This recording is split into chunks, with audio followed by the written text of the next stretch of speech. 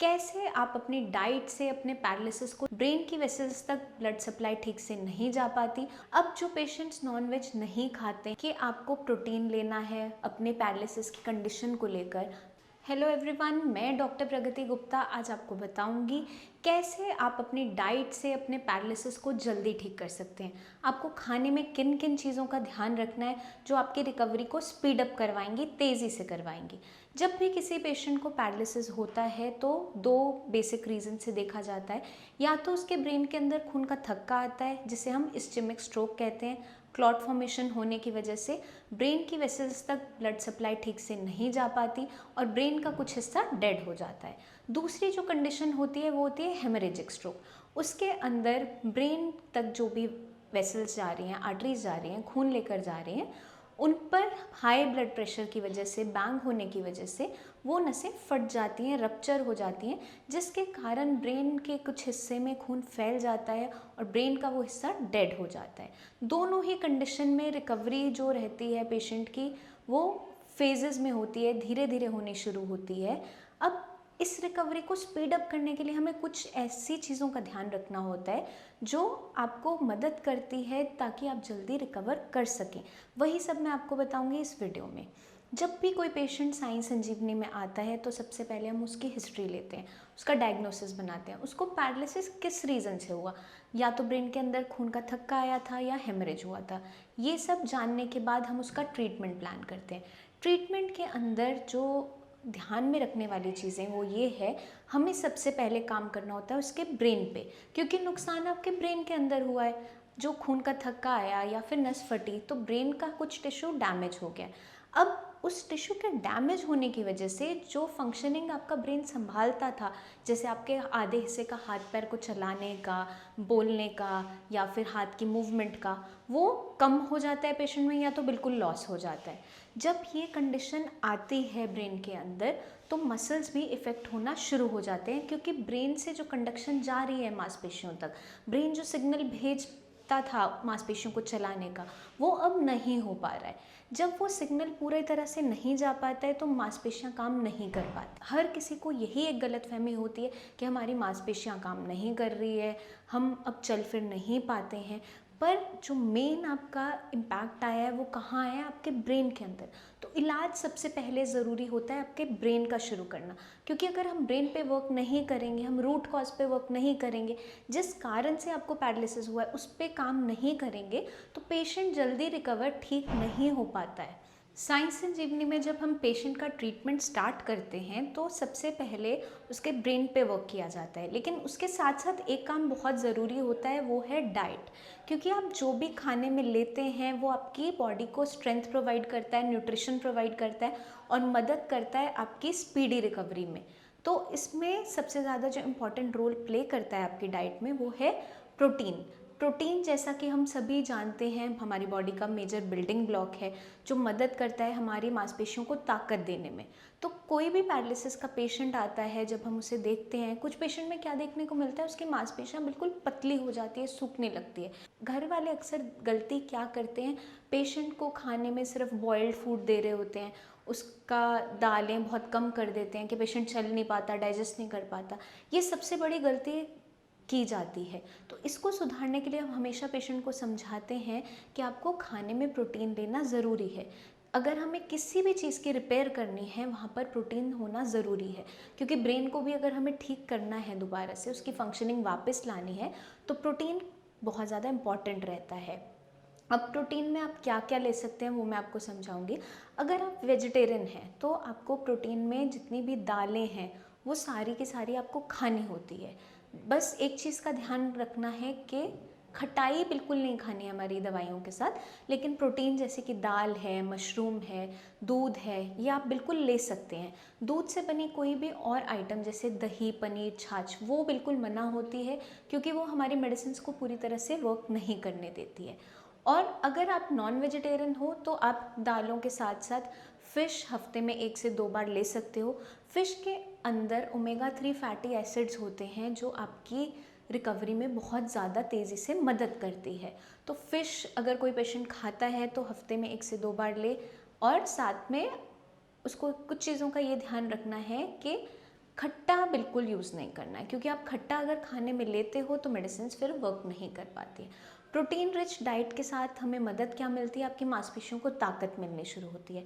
जब हमारी medicine brain पे वर्क करना शुरू करती है, वहाँ से सिग्नल भेजना शुरू करती है और आपकी मांसपेशियों में ऑलरेडी ताकत है, तो आपकी मांसपेशियाँ जल्दी काम करेंगी।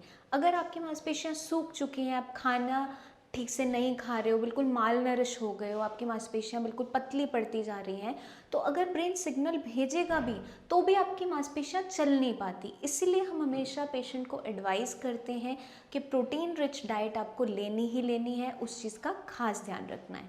अब हम चलते हैं सेकेंड आइटम की तरफ, वो है विटामिन डी। विटामिन डी एक ऐसा मिनरल है जो बॉडी में मांसपेशियों को सपोर्ट करता है, उनकी मूवमेंट में हेल्प करता है। अभी मैंने आपको बताया क्यों प्रोटीन लेना ज़रूरी है एक पैरालिसिस पेशेंट के लिए और कैसे विटामिन डी हेल्प करता है पैरालिसिस पेशेंट की स्पीडी रिकवरी के लिए। अब हम बात करेंगे बहुत ही इंपॉर्टेंट विटामिन के बारे में, जो है विटामिन B12। विटामिन B12 आपके नर्वस सिस्टम को ताकत प्रोवाइड करता है, आपकी नसों को ताकत देता है। तो जितने भी पैरालिसिस के पेशेंट हैं उनके लिए बहुत ज़्यादा ज़रूरी होता है कि उनकी बॉडी में विटामिन B12 की अमाउंट सही होनी चाहिए। अगर उनके अंदर विटामिन B12 की डेफिशिएंसी है तो उनकी बॉडी के अंदर मांसपेशियों में थकावट बनना शुरू हो जाता है, उनकी मेमोरी वीक होनी शुरू हो जाती है, ये सारे सिम्टम्स देखने को मिलते हैं। तो एक पैरालिसिस पेशेंट की जल्दी रिकवरी के लिए हम हमेशा एडवाइस करते हैं कि आप खाने में vitamin B12 rich food items लें, जैसे कि जितने भी आपके vitamin B12 rich food items हैं वो ज़्यादातर एनिमल प्रोडक्ट्स होते हैं, जैसे दूध है, नॉन वेजिटेरियन आइटम्स है, चिकन है, फिश है, एग्स है, बीफ है, ये सारी फूड आइटम्स जो होती हैं आपके विटामिन B12 रिच होती हैं। अब जो पेशेंट्स नॉन वेज नहीं खाते हैं उनके लिए क्या ज़रूरी है कि आपको सप्लीमेंट्स B12 के लेना शुरू करना होता है ताकि आपकी रिकवरी तेज़ी से होने लगे। B12 के सप्लीमेंट्स या तो टैबलेट के फॉर्म में आते हैं या फिर इंजेक्टेबल्स के फॉर्म में भी आते हैं, इंजेक्शंस के फॉर्म में आते हैं। तो जब भी किसी पेशेंट को पैरालिसिस होता है, आपने देखा होगा उसे इंजेक्शन दिया जाता है, एक रेड कलर का इंजेक्शन होता है जिसके अंदर B12 की सप्लीमेंटेशन होती है और उसकी वजह से क्या हेल्प मिलती है पेशेंट को, पेशेंट की मांसपेशियों में दोबारा ताकत महसूस होने लगती है, उससे थकान कम होती है और वो एक्सरसाइज बेटर तरीके से करने लगता है। जब भी आपकी नर्वस सिस्टम को दोबारा से बूस्ट मिलेगा और हमारी मेडिसिन आप साई संजीवनी की शुरू करते हो, ब्रेन दोबारा जब भी सिग्नल भेजना शुरू करेगा, मांसपेशियाँ आपकी ठीक हैं, आपकी नसें ठीक हैं, तभी तो आप चल पाओगे। तो इसलिए आपको ज़रूरी होता है खाने पीने में इन चीज़ों का ध्यान रखना कि आपको प्रोटीन लेना है, विटामिन डी की सोर्सेज लेनी है, B12 अपना एनरिच रखना है अपनी डाइट में ताकि आपकी रिकवरी जल्दी हो सके।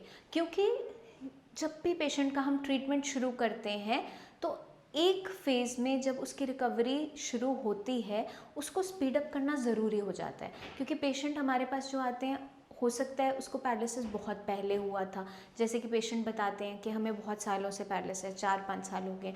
तो एक स्टेज के बाद उसके ब्रेन ने काम करना, ब्रेन ने न्यूरोप्लास्टिसिटी होना रोक दिया होता है, तो उसको दोबारा से स्पीड अप करने के लिए, स्टार्ट करने के लिए, बूस्ट देने के लिए हमें खाने पीने में इन चीज़ों का खास ध्यान रखना होता है।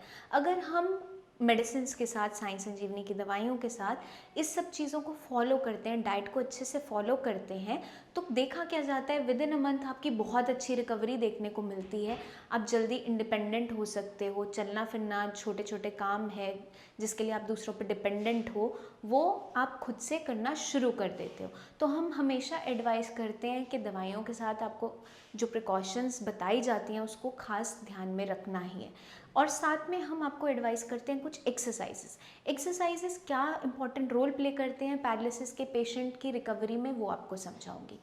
अब हमने जितना भी ट्रीटमेंट आपका साई संजीवनी में शुरू किया वो ब्रेन के लिए किया, ब्रेन को दोबारा से काम करवाना है, उसकी फंक्शनिंग को वापस लाना है, क्योंकि कुछ हिस्सा तो डैमेज हो चुका है, वो दोबारा से काम नहीं करेगा। लेकिन बाकी जो आपका हेल्दी ब्रेन है उसके अंदर हमें न्यूरोप्लास्टिसिटी को वापस लाना है, एक ऐसे ऑल्टरनेटिव रूट्स बनाने हैं कि आपका हेल्दी जो ब्रेन है वो आपकी बॉडी की फंक्शनिंग को संभालने लगे, जो अब नहीं हो पा रही है। तो इसके लिए हम क्या एडवाइस करते हैं, पेशेंट को कुछ एक्सरसाइजेस बताते हैं जो उसको रेपिटेशन में करनी है। अगर पेशेंट को चलना है, पाँव को ठीक करना है, तो उसके लिए 1 घंटे की वॉक बहुत ज़्यादा इंपॉर्टेंट हो जाती है, क्योंकि उसकी मांसपेशियों में तभी ताकत आ पाएगी अगर वो चलेगा। तो हमेशा एडवाइस किया जाता है पेशेंट को 1 आवर वॉक ज़रूर करना है। अब किसी का हाथ मुट्ठी बिल्कुल बंद है, खोल नहीं पाता, तो उसकी उंगलियों को डेली खुलवाना है, सीधा करवाना है, उसकी एल्बो की एक्सरसाइजेस करवानी है, उसकी शोल्डर की एक्सरसाइजेस करवानी है, उसकी एल्बो को सीधा करना है, मोड़ना है, उसकी रिस्ट को फोल्ड करना है, खोलना है, उंगलियों को बंद करवाना, खुलवाना, ये सब आपको करवाना होता है डेली। क्योंकि एक बार आपकी जो मसल्स हैं दोबारा से उनमें जब ताकत आने लगेगी तभी वो ठीक से फंक्शनिंग ले पाएंगी। तो साई संजीवनी के ट्रीटमेंट के दौरान बहुत सी चीज़ों का आपको ध्यान रखना है, वो मैंने आपको सब बता दिया है। मेडिसिन के साथ साथ आपको डाइट को अच्छे से फॉलो करना है, जो चीज़ें आपको खानी है वो मैंने सब बता दिया है। प्रोटीन है, vitamin D rich food items है, B12 रिच फूड आइटम्स है। जो चीज़ आपको नहीं खानी है वो मैं अब आपको बताने जा रही हूँ, उसे आप खास ध्यान से सुन लीजिए, क्योंकि अगर आप इन चीज़ों को खाने में लेते हो दवाइयों के साथ हमारी, तो हमारी मेडिसिन पूरी तरह से वर्क नहीं कर पाती है। जितनी भी खट्टी चीज़ें हैं, दही है, टमाटर है, नींबू है, संतरा है, सिरका है, या फिर इडली डोसा, जितनी भी फर्मेंटेड आइटम्स हैं वो हमारी मेडिसिन को ठीक से वर्क नहीं करने देती। तो इन चीज़ों को आपको अपनी डाइट में से बिल्कुल अवॉइड करना है। इसके अलावा जो जो मैंने आपको बताया आप खा सकते हो, वो अपनी डाइट में ऐड ऑन करना है। तो अगर आप ये सब चीज़ें अच्छे से फॉलो करते हो, आप में रिकवरी फॉर श्योर बहुत जल्दी देखने को मिलती है। अगर आपके माइंड में कोई भी डाउट्स हो अपनी डाइट को लेकर, अपने पैरालिसिस की कंडीशन को लेकर, तो आप नीचे दिए हुए नंबर्स पर हमें कॉल करके हमसे बात कर सकते हैं, या क्लिनिक आकर विजिट कर सकते हैं। आप अपनी वीडियो, प्रेजेंट कंडीशन की वीडियो भी हमें सेंड कर सकते हैं कि आपके हाथ पैर की मूवमेंट कितनी है, आप स्टिक के सहारे चलते हो, खुद से चल पाते हो, नहीं चल पाते हो, हाथ कितना ऊपर उठा पाते हो, चेस्ट तक जाता है, थोड़ा सा और ऊपर उठा पाते हो। तो उससे हमारे लिए जज करना इजी हो जाता है कि आपकी जो रिकवरी है उसके माइलस्टोन कैसे रहेंगे, किस तरीके से आपको खाने पीने में हमें गाइडेंस देनी है, क्या क्या एक्सरसाइजेज आपको एडवाइस करनी है। वो पेशेंट टू पेशेंट वेरी करती है। हर पेशेंट में ब्रेन पे जो नुकसान हुआ होता है वो अलग तरीके से होता है, या तो क्लॉट की वजह से हुआ है, हेमरेज की वजह से हुआ है, या चोट लगी थी। तो ये सारी कंडीशंस का हमें ध्यान में रखना होता है। तो आई होप आप समझ गए होंगे आपको किन किन चीज़ों का खास ध्यान रखना है अपनी पैरालिसिस की रिकवरी को तेज़ी से लाने में। तो इसी के साथ मुझे चलने की आज्ञा दीजिए। धन्यवाद।